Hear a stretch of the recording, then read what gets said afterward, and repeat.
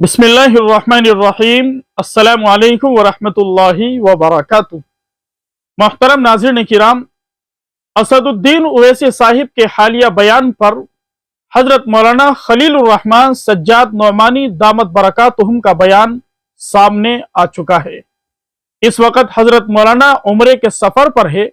हरम शरीफ में बैठकर हजरत वाला ने अपना पहला बयान जारी कर दिया है। नाज़रीन किराम, हम आपको बताते चले, हजरत वाला ने जो बयान जारी किया है उसके अंदर हजरत वाला का सब्र और हजरत वाला का दर्द आप महसूस कर सकते हैं।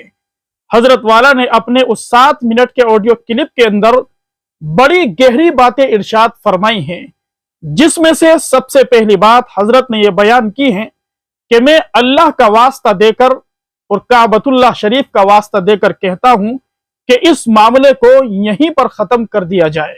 मजलिस के फॉलोवर्स जो उलमा की शान में बेअदबी कर रहे हैं और मौलाना की शान में नाजेबा कलिमात अपनी जबान से अदा कर रहे हैं, उन्हें चाहिए कि अब वो अपनी जबानों को लगाम दे दे। दूसरी बात हजरत मौलाना नौमानी साहिब ने जो अपने बयान के अंदर इरशाद फरमाई वो ये है कि मैं हमेशा असदुद्दीन ओवैसी साहिब के लिए अल्लाह तबारक व तआला से दुआएं करता हूं, नमाजों के बाद दुआओं का एहतिमाम करता हूं।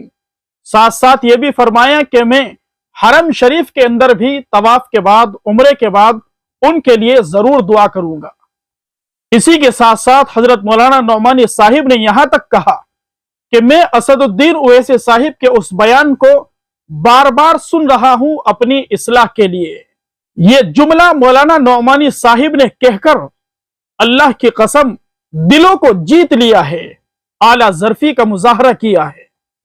अपने बयान के आखिरी मरहले में मौलाना नौमानी साहिब ने यह दर्द भी रखा है कि काश असदुद्दीन ओवैसी साहिब का जहन मुशावरती होता, कि वो उलमाए किराम से मशवरा कर करके सियासत के मैदान में आगे बढ़ते, जैसा कि हजरत मौलाना खालिद सैफुल्लाह रहमानी दामत बरकातुहुम है, मौलाना उमरैन महफूज रहमानी दामत बरकातुहुम है।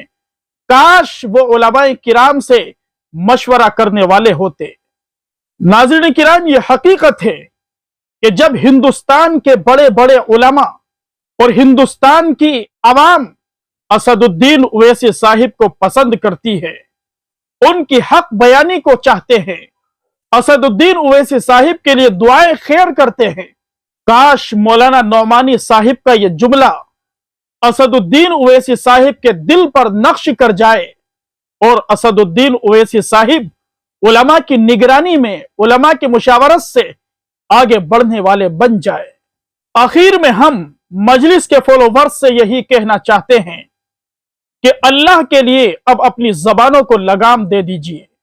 आपकी जबान से, आपके अमल से, आपके रवैये से कोई ऐसा इक़दाम नहीं होना चाहिए जिससे उलमा की नाकदरी छलकती हो, जिससे उलमा निशाना बनते हो। उलमा की नाफरमानी, उलमा को निशाना बनाना, उलमा की तहकीर करना, अल्लाह की कसम ये हलाकत के सिवा कुछ नहीं है। मुस्लिम कायदीन भी हमारे हैं, उलमाए दीन भी हमारे हैं। अगर मजलिस वालों की तरफ से उलमा की कदरदानी की जाएगी, उलमा को आंखों पर बिठाया जाएगा, उलमा का अदब व एहतराम किया जाएगा, तो हिंदुस्तान का मुसलमान, हिंदुस्तान की आवाम मजलिस को आगे बढ़ाएगी, असदुद्दीन ओवैसी साहिब को पसंद करेगी। लेकिन अगर उलमा की नाकदरी की गई, उलमा के खिलाफ जबान दराजी होती रही, तो फिर ये हिंदुस्तान के मुसलमान आपको बिल्कुल भी पसंद नहीं करेंगे। इसलिए इस मामले को यहीं पर छोड़िए। जो हो गया वो हो गया, उस पर खाक डाल दीजिए। अब आगे करना क्या है, इस बात की फिक्र कीजिए, कोशिश कीजिए।